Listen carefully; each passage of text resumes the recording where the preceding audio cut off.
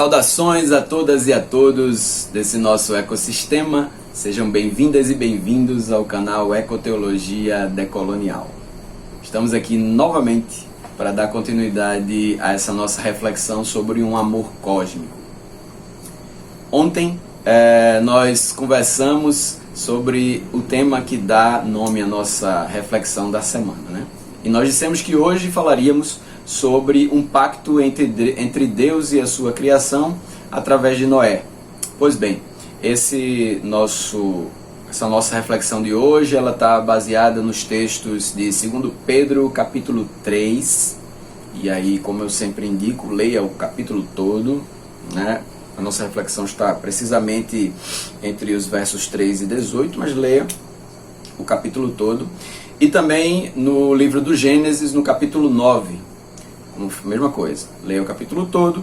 Nossa reflexão está marcadinha ali entre os versículos do 9 ao 17, tá bem? Nós falamos ontem que Deus amou tanto a sua criação que deu o que tinha mais precioso para cuidar dela, né? Para salvá-la, para redimi-la, que é o seu único filho, Jesus. Além disso, entendemos a diferença entre mundo e mundo, entre cosmos e cosmos. Se você perdeu o ao vivo ontem, se você perdeu o culto ontem, volta no canal que você vai conseguir assistir tanto no canal da IBC, quanto no canal Ecoteologia Decolonial, quanto no IGTV do Movimento Nós na Criação, tá bom? Essa série vai estar sendo transmitida por esses 3 canais. Hoje vamos nos inclinar um pouco a pensar sobre o modo com o qual nós fomos levados a nos relacionar na criação de Deus. Sobretudo, como nós encaramos essa reflexão, essa relação da nossa fé com a criação.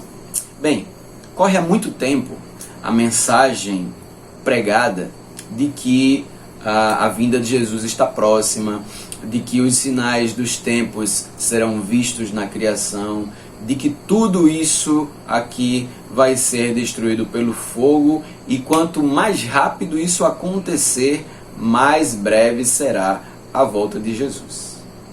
Bem, precisamos ter muito cuidado com essas mensagens que chegam por atacado, assim, chegam num pacote de afirmações que nos fazem ter até medo de viver a vida, medo de nos relacionarmos nessa criação de Deus, sobretudo medo de nos relacionarmos com o mundo que Deus criou, né? Trocando um pouco aí criação por mundo. E aí, com isso eu quero dizer que numa mensagem como essa, a gente precisa ter esse cuidado todo, porque existe uma infinidade de detalhes que precisam muito, mas muito, da nossa reflexão. E que se nós não estivermos muito atentos e com a nossa mente renovada, como indica Paulo lá em Romanos 12:2, nós acabamos apoiando certos pecados que afrontam diretamente a santidade criadora de Deus. Pois bem, historicamente a nossa espiritualidade cristã, ela vem herdando, ela vem carregada da filosofia greco-romana, ou seja, a filosofia que Roma herdou da Grécia, ou seja, o Império Romano herdou do Império Grego, né? A cultura romana, ela herdou da cultura grega, e nessa filosofia existe um modo de pensar muito forte, que é o modo em que separa entre 2 polos as coisas. Ou é uma coisa ou é outra, né?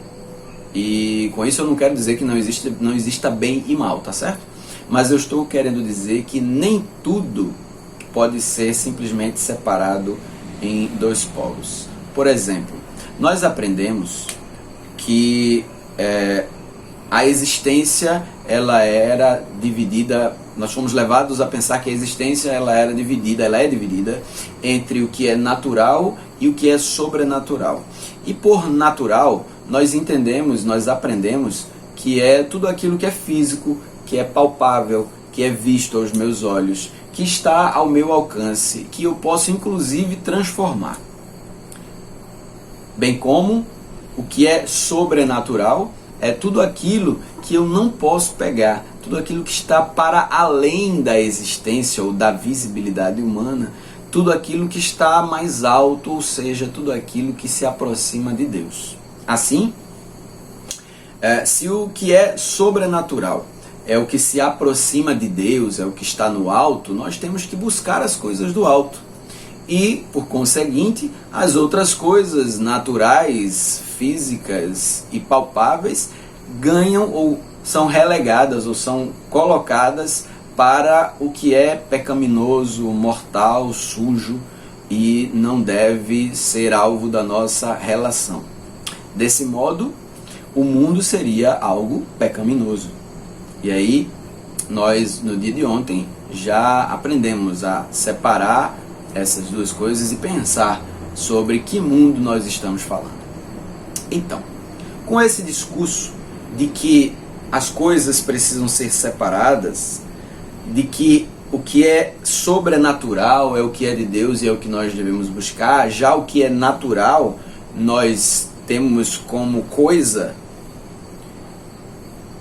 alguns homens fizeram com que nós, dentro da igreja ou das igrejas, nós compreendêssemos que Deus ele não estava revelado na natureza, porque a natureza é natural e Deus ele é sobrenatural, o que é uma mentira terrível. Com esse pensamento, esses homens eles que se colocam num mundo de adoração ao dinheiro e ao acúmulo de riquezas, convenceram-nos de que Deus ele não se revela na natureza. E que a natureza é essa coisa que nós devemos dominar e explorar. E nós acreditamos nisso. Fechamos os olhos para o desmatamento compulsivo na Amazônia. Fechamos os olhos para a destruição sistematizada da floresta, da Mata Atlântica, que não resta quase nada. Nós temos hoje apenas, em média, 7% do que era a Mata Atlântica. Nós fechamos os olhos para o que o agronegócio faz no Cerrado brasileiro, a destruição do Cerrado brasileiro, causando a falta d'água em diversos locais do país, inclusive a seca no sertão. Se a gente acha que a seca no sertão é algo natural, não. O sertão é algo que tem por natureza uma secura, mas não quer dizer que essa seca mortal que nós vivemos no sertão ela seja natural. Portanto, ela não é uma catástrofe natural, ela é um crime ambiental. Nós fechamos os olhos para isso, legitimando, porque nós fomos convencidos de que, por exemplo, o agronegócio ele produz o nosso alimento e gera emprego. Bem, além disso ser uma mentira diabólica, isso é pecado. O agronegócio ele não produz o alimento que chega na sua casa, a não ser alguns transgênicos que você se alimenta. Quem produz o alimento efetivamente são os polos de agricultura familiar. São produzidos os nossos alimentos a partir da agricultura familiar, que vem sofrendo absurdos por conta do avanço do agronegócio, bem como os nossos biomas vêm sofrendo com esse avanço do agronegócio. Bem, para além disso, ainda por cima de tudo isso, esses homens querem nos convencer que as terras indígenas elas devem ser abertas para a mineração, para o turismo, para a pesca esportiva, para a caça esportiva. Além disso ser pecado, isso é assassinato. Não se deixe convencer pelo mal. Tudo isso se diz apoiado numa leitura mal feita, né? Tudo isso que eu falei sobre os avanços da degradação do meio ambiente e também aquilo que eu falei anteriormente sobre a degradação na natureza ser sinal da volta de Jesus. Isso é resultado de uma leitura muito mal feita e parcial, ou seja, pela metade, amputada, do que Pedro vai escrever na sua segunda carta, no capítulo 3, como eu falei lá em cima. Com isso, há uma possibilidade de engano enorme ao lermos esse texto de forma incompleta. O que o Espírito Santo está nos revelando através de Pedro não é que tudo que foi criado por Deus vai ser destruído pelo fogo. O cosmos criado por Deus, que Deus amou tanto, não vai ser destruído pelo fogo. Porque nessa leitura há uma palavra que ela ganha uma importância fantástica, que é a palavra fundição ou fusão. Lá pelo versículo 10 a 12, você vai encontrar que os elementos serão queimados e fundidos. Você sabe o que significa a palavra fusão? Bem, na metalurgia, que é o trato com metal, né, com ferro, se pega o ferro e derrete-se ele para que sejam tiradas as impurezas do ferro. A fundição faz com que o ferro seja derretido, seja purificado pelo fogo e seja colocado num molde que vai gerar uma outra peça. É exatamente isso que Pedro vem nos dizer.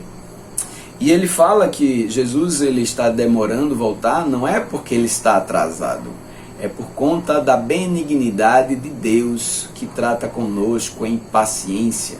Mas ele também vai fazer uma referência a Paulo, quando Paulo vai dizer que nós fomos chamados por Deus a levar a mensagem da reconciliação. Mensagem essa que vai dizer que Deus estava com Cristo, ou em Cristo, reconciliando consigo todas as coisas, segundo Coríntios capítulo 5, versos do 18 ao 20.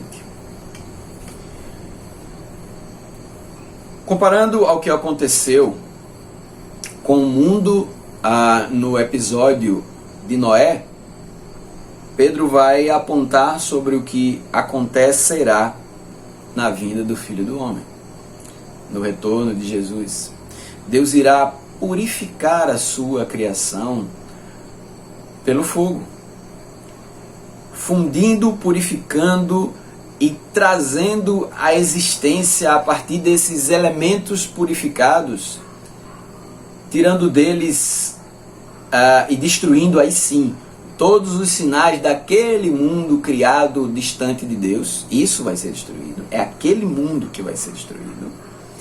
E os elementos purificados darão origem a novos céus e nova terra, segundo Apocalipse. Então, meus irmãos e minhas irmãs, não tenha medo do que a palavra de Deus diz. Tenha, assim, esperança. E seja comigo, com a sua igreja, essa pessoa que atende ao chamado de Deus em Jesus para ser portador da mensagem da reconciliação. Nessa semana do meio ambiente, a gente está fazendo essa reflexão para que nós entendamos esse chamado da reconciliação. Assim, portadores da mensagem da reconciliação, que diz que Deus em Cristo estava reconciliando consigo todas as coisas, e todas as coisas quer dizer o cosmos, não somente eu e você. Não devemos achar normal a degradação da natureza, mas nos posicionarmos como o corpo de Cristo